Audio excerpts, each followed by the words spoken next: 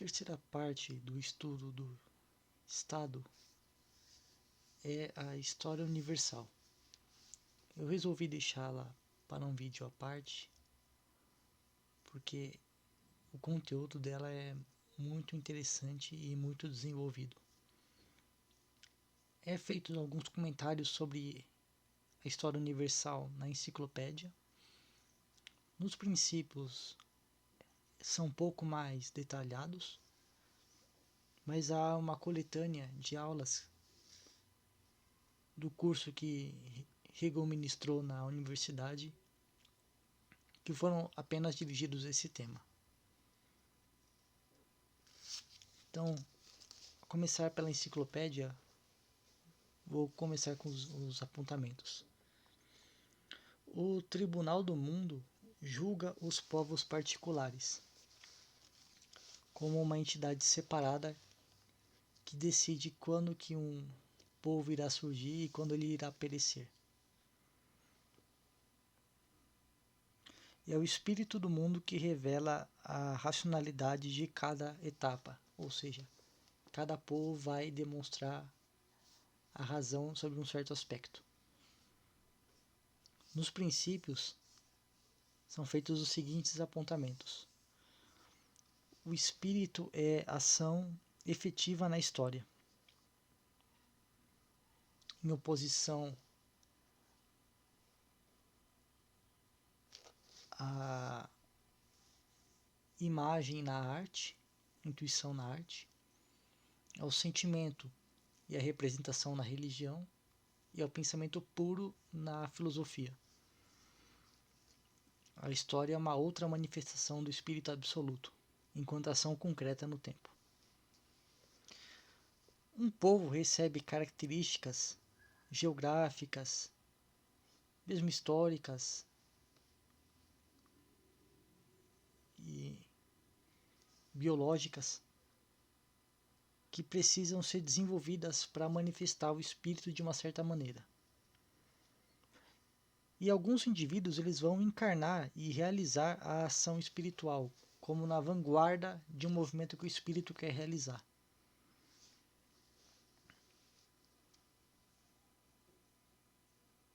Aqui é feita a divisão dos 4 tipos de impérios que o mundo viu, mas eu vou deixá-los para comentar mais na parte específica dos cursos de história, que eu começo agora. A introdução aos cursos de história é um texto muito importante, também muito influente. Se chama Razão na História. Primeiro se divide os tipos de história. A primeira seria a história original, propriamente dita, que é a escrita e a narração de fatos singulares. A história é mesmo acadêmica. A história refletida, por outro lado, ela é feita de tal forma que você tenta extrair algum ensinamento moral ou alguma ação prática que você pode tomar a partir de acontecimentos históricos. É como uma história para alguma outra coisa. E por fim, a história filosófica, ela é feita enquanto você tenta encontrar a racionalidade em cada momento histórico, em cada período, em cada fato. Tentar ver o todo em cada manifestação específica. A essência do espírito é liberdade e a evolução histórica é a manifestação.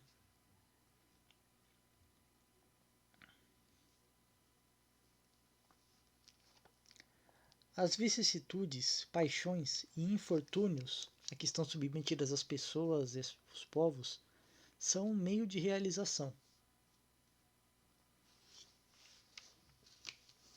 De modo mais imediato, as vontades subjetivas constituirão o molde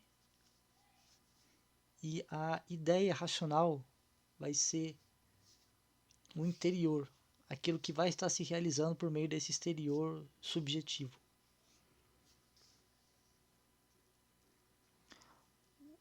Ao contrário de outras manifestações espirituais, na história o espírito ele luta contra si mesmo, seja contra estruturas coletivas ou contra indivíduos específicos que são retrógrados e por isso impedem o avanço da história.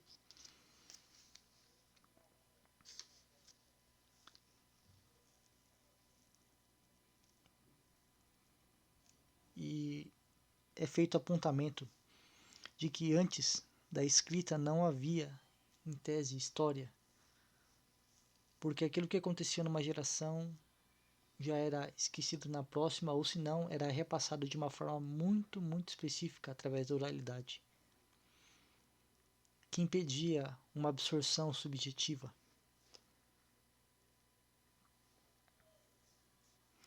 O mero hábito e ações derivadas da paixão são um ruído, porém o verdadeiro som, a verdadeira música da história é uma realidade que vai ordenar o tempo. A imagem que Hegel usa é de que Zeus, como símbolo da razão, destrona o tempo, o Cronos, seu pai, que é simplesmente a progressão quase matemática do tempo, para atribuir sentido a ela, através dos seus filhos. A Atena, a sabedoria, Apolo, as artes e as musas.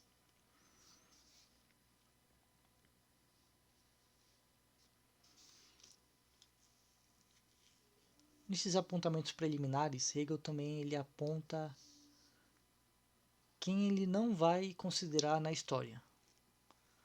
O primeiro são povos de regiões muito frias ou muito quentes, na qual o ser humano está em frequente combate contra a natureza, impedido do espírito se voltar para si mesmo e desenvolver sua liberdade interna.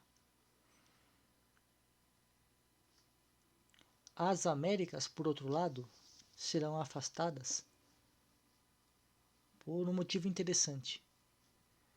Apesar dos índios eles serem um povo anterior à história, por não terem escrita,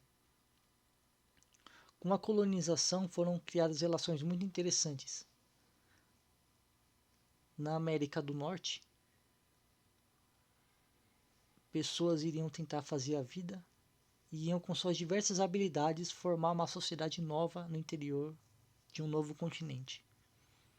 A América do Sul, por outro lado, recebia enviados da metrópole para que administrassem os bens daqui e levassem esses bens lá para fora.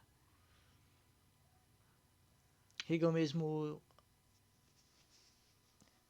diz que, além do Brasil, todos os outros países da América do Sul se constituíram em repúblicas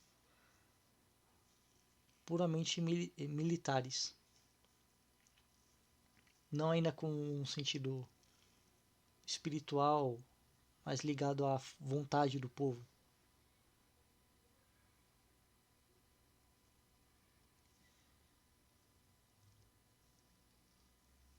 Ele também anteviu que a América ela iria se desenvolver muito e seria a nação do futuro. Como de fato a gente que está muito além do tempo, a gente pode ver como os Estados Unidos se tornaram um colosso da política internacional.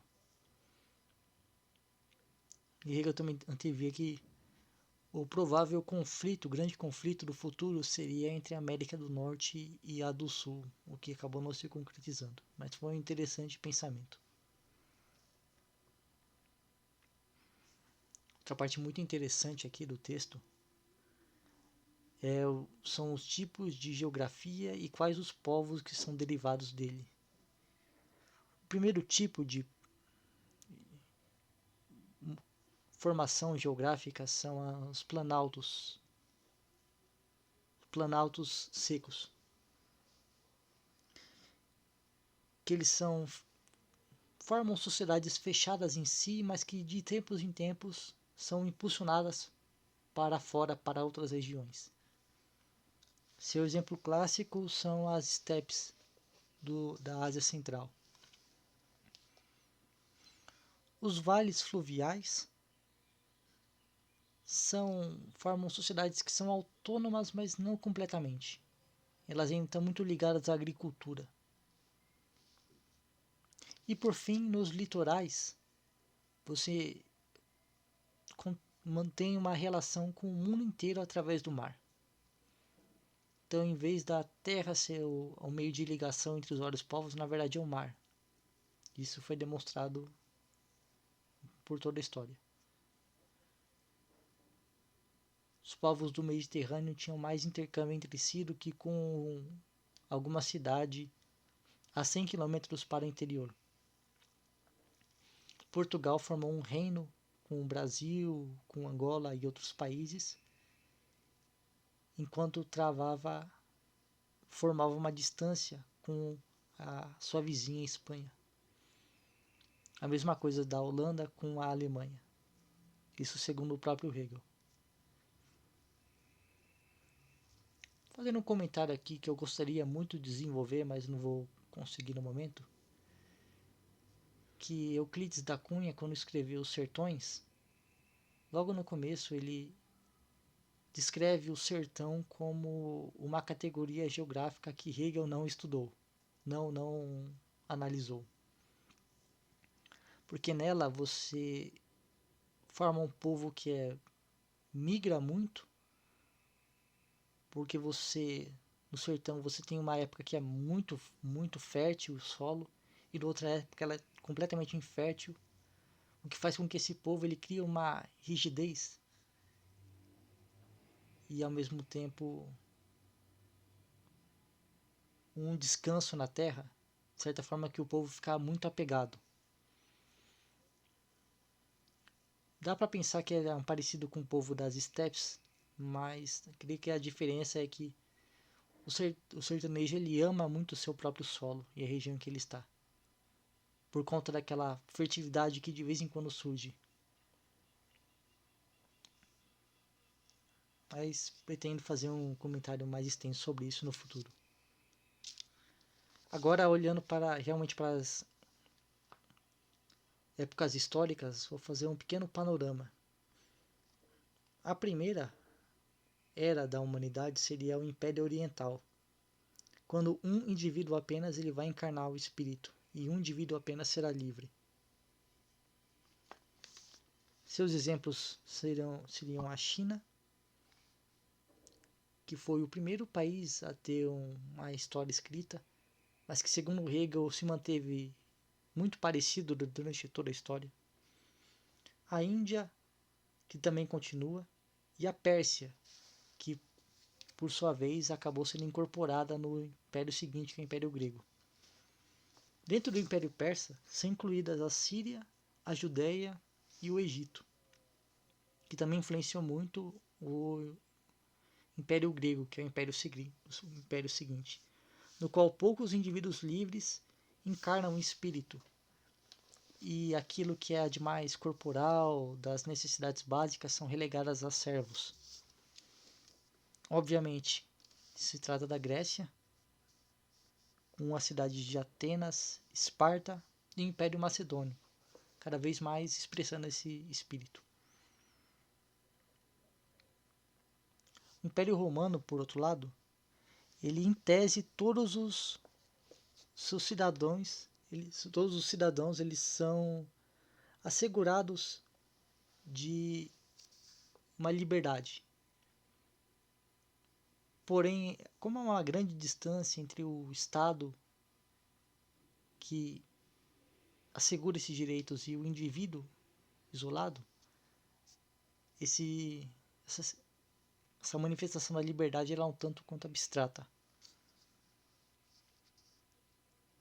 E Hegel vai estudar Roma desde a monarquia, passando pela república até o império, que é quando esse espírito se demonstra com mais força. O surgimento do cristianismo dentro do Império Romano, e por fim a continuação do Império Romano em Bizâncio, em Constantinopla, através do Império Bizantino.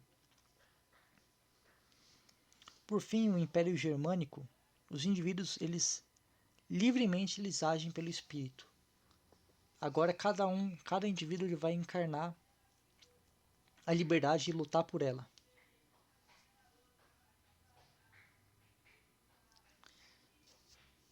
Suas manifestações foram primeiro no islamismo, depois no Reino Franco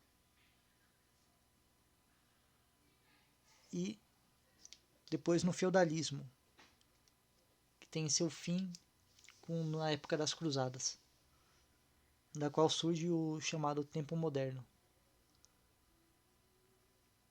que será o tempo da Reforma Protestante,